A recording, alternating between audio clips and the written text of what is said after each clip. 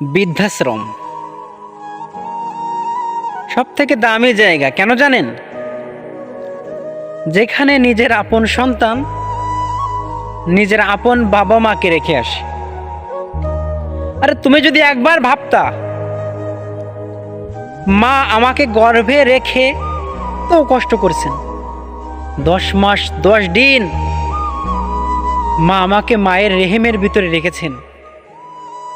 মাঝে মাঝে আমি নাড়াচাড়াও করছি, মায়ের কষ্ট হয়েছে।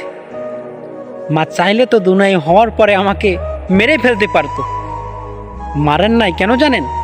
ওই যে আপনি আপন সন্তান, আপনি যে তার আপন। আর আপনি,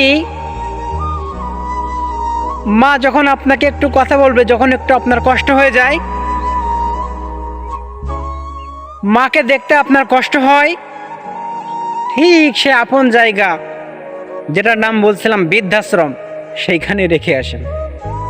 হায়রে সন্তান, তোর সংসারে অভাব দূর হবে কি করে?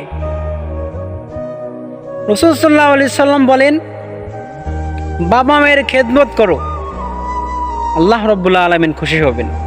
আর মালিক যদি খুশি হয়, বান্দা আমার অভাব কোন দিক থেকে থাকবে? আমার অভাব কোনো দিক থেকে থাকবে না।